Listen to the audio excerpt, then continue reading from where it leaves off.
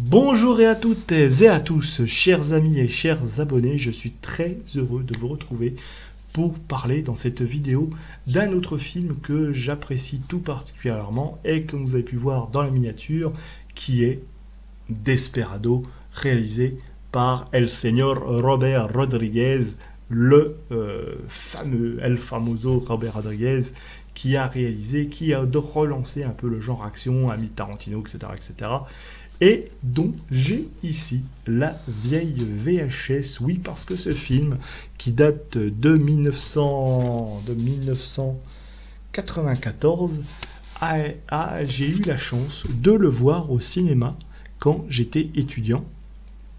Et oui, et oui, c'est ça l'avantage d'être né dans les années 70, hein, c'est qu'on a pu voir une foule de bons films dans les années 80 et 90, carrément sur grand écran, et oui. Et ce film ne déroge pas à la règle, et voyez, comme vous pouvez le voir, je l'ai ensuite enregistré par mes soins sur une vieille VHS qui commence un petit peu à battre de l'aile, mais que j'ai toujours ici. Et, et il figure en bonne place donc sur les rayonnages de ma vidéothèque ou à côté des films de John Woo, etc., etc. C'est un film que j'apprécie encore aujourd'hui à revoir. D'ailleurs, il faudrait que je commence un petit peu à le, à le changer parce que la cassette, elle commence un peu à donner des signes de faiblesse. Bref. Alors, au point de vue des acteurs, bien, nous avons Antonio Banderas, d'ailleurs que j'ai connu par le biais de ce film. Oui, moi, à l'époque, les films de Almodovar, j'en avais strictement rien à foutre. À l'époque, j'avais 20 ans, 21 ans. Moi, je voulais de l'action au cinéma. Les films d'Almodovar, je m'en battais complètement les steaks. Et donc, c'est moi, heureusement, qu'il a joué dans un film de Robert Rodriguez. Sinon, j'aurais jamais connu cet acteur. Bon, après, je l'ai vu aussi dans Le Masque de Zorro, mais c'est pareil. Après, j'ai commencé à voir les films d'Almodovar, mais vraiment plein sur le tard. À l'époque, moi, j'aimais les films d'action, donc Antonio Banderas, que je ne savais d'ailleurs pas hein, qu'il avait joué dans ces rôles des rôles avant. Voilà, aussi, on a la sulfureuse, la très belle, l'abondante. J'ai rien que dire son nom, j'ai déjà la trique, qui est Salma Hayek. À l'époque, Salma Hayek, putain, la bombe mexicaine, là. Ouh. Elle était chaude et brûlante comme la braise.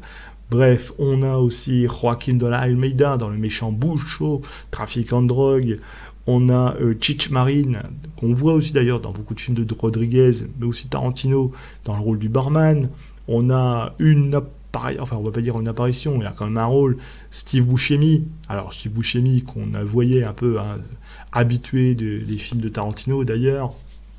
Reservoir Dogs, mais aussi de The Big Lebowski, voilà, ou Radio Rebels, etc., qui était à la mode, hein, c'est les années 90, et donc ici, compagnon du mariachi. Nous avons aussi Carlos Gomez, nous avons une petite apparition de Quentin Tarantino, son collègue et ami, d'ailleurs. Alors, petite apparition, hein, 10 minutes, le temps de pousser une blague et de se faire buter. Alors, petite anecdote à ce sujet, paraît-il, dans une interview, qu'on lui a demandé « Mais pourquoi vous avez fait tuer Tarantino ?» Eh bien, il a dit, en rigolant un peu, que Tarantino avait tellement de buté de gens dans ses films que c'était un petit peu son tour de se faire buter aussi. Voilà. Bon, c'est pas un spoil, hein, c'est juste une apparition. Voilà, il est venu voilà, faire un petit tour sympa dans un film réalisé par son pote, et puis voilà. Et puis nous avons aussi Carlos Gomez, Tito Larriva, etc., etc.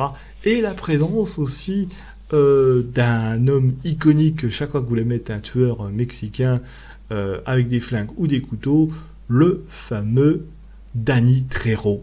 Et oui, Danny Trejo qui a la gueule pour ça, hein, avec le visage, si vous le mettez, hein, le futur machete. Hein.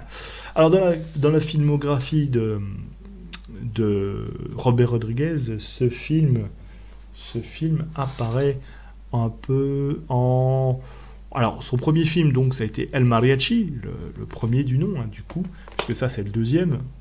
Donc, El Mariachi arrive, on va dire, en deuxième position. Hein. Il y aura un troisième qui sera en 2003. Donc, celui-là, alors, avant, il a fait Road Racers. Voilà. Il a fait Groom Service aussi, en 95. Et dans la foulée, il réalise Desperado. L'année après, il réalisera Une nuit en enfer en 1996 et The Faculty qui réalisera en 1998. Ensuite, en 2001, il réalisera les Spy Kids, Spy Kids 2, Mission 3D Spy Kids 3, Desperado 2, Il était une fois au Mexique, Once Upon a Time in Mexico, que j'ai d'ailleurs chroniqué sur ma chaîne. Après 2004, les aventures de Sharkboy et Lava Girl, Sin City bien sûr, Planète Terreur en 2007, le film Grindhouse qu'il a fait pareil avec Tarantino, Double Features, Shorts, ensuite Nerve-Breakers, Machete bien sûr en 2010, The Black Mamba, un petit court métrage aussi, Spy Kids 4 en 2011, Two Scoops, Machete Kills en 2013, la série Nuit en Enfer. Vous voyez quand même que quand on regarde la filmo, il y a quand même une bonne petite filmo. Hein. Notre ami jusqu'en 2017 avec Sin City 3, The Limit, Red 11 et bien sûr Alita Battle Angel qui a été son dernier grand sa dernière grande œuvre au cinéma. Donc vous voyez quand même que Robert Rodriguez a depuis fait ce chemin et donc il commence un petit peu, on va dire, j'allais dire pas sa carrière, hein, mais il va commencer un peu à se faire connaître déjà avec l'amitié et le copinage que lui porte Tarantino. Et puis avec ce film, moi je veux dire, j'ai connu, je vous dis et je vous mens pas, hein, j'ai connu Robert Rodriguez avec ce film Desperado. Et ça parle de quoi, Desperado ? Alors, je vais vous lire le scénario. Hein, le scénario. Dans le nord du Mexique, la légende du chanteur sans nom, le Desperado, est connue de tous. Afin de venger sa bien-aimée tuée par un trafiquant de drogue, le Desperado sillonne le pays, semant sur son passage des cadavres. Il abat tous ceux qui s'opposent à son projet, grâce à ses qualités de terreur et un arsenal d'armes cachées dans l'étui de sa guitare. Et c'est vrai que c'est dit comme ça, on se dit que c'est simplement un petit revenge movie, mais alors traité avec une maestria qui aurait eu à l'époque de quoi faire pâmer de jalousie tous les réalisateurs de films d'action d'Hollywood. D'ailleurs, Robert Rodriguez, il a dit que oui, il n'y a pas de raison que les Américains fassent toujours des films d'action. Nous aussi, on va montrer qu'au Mexique, on sait faire du cinéma d'action. Et effectivement, ça fonctionne. Ça fonctionne à tel point que l'ambiance, un peu l'ambiance western, déjà, c'est un western, d'une certaine manière, western moderne. On va dire même un western à la Sergio Leone, avec des fois des visages en gros plans, des flingues, des plans sur les flingues, des fusils comme ça, un peu tenus un peu de cette manière-là. Voilà, on est dans du Il était une fois dans l'Ouest, etc. D'ailleurs, son troisième film, son Desperado 3, Once Upon a Time in Mexico, reprend un petit peu le titre emblématique du fameux western de Sergio Leone. Des explosions. D'ailleurs, en le revisionnant, je me suis remarqué qu'il y avait autant d'explosions que dans un film de Michael Bay à l'heure actuelle. Comme quoi, et puis tout en practical, il n'y a pas trop de CGI, rien du tout même. C'est une ambiance très mexicaine, très latine. On voyage dans cette ville d'Acuña qui pue la drogue, on va dire même, du début du berceau à la tombe, où même les gosses passent de la drogue dans des guitares. Où on cache des dollars, puis tout ça, même de la drogue dans des librairies. Salma Hayek qui est propriétaire, Carolina qui est propriétaire d'une librairie, cache de la drogue dans les livres aussi, elle fait partie, tout le monde est corrompu dans cette ville. Ça montre à quel point, je veux dire, à l'époque, on ne pouvait pas se rendre compte à quel point le Mexique était corrompu et assez violent. D'ailleurs, on a su, bien sûr, aujourd'hui, avec des séries comme Narcos, on sait très bien à quel point la violence au Mexique est à un point maximum, au tel point que les gangs sont légion et font leur loi Mexique, qui se livrent à des véritables guerres. Mais déjà, à cette époque-là, Rodriguez nous le disait, hein, avec comment un baron de la drogue peut prendre le pouvoir sur une ville, au point que même la police est totalement absente quand il y a un gunfight. Et c'est pas que du cinéma, c'est un petit peu la vérité. On l'a vu ensuite, hein, avec Pablo Escobar, enfin, c'est en Colombie, Pablo Escobar, mais quand même, au Mexique, on avait à peu près les mêmes chefs de cartel qu'on pourra revoir ensuite en fameuse série Narcos et compagnie.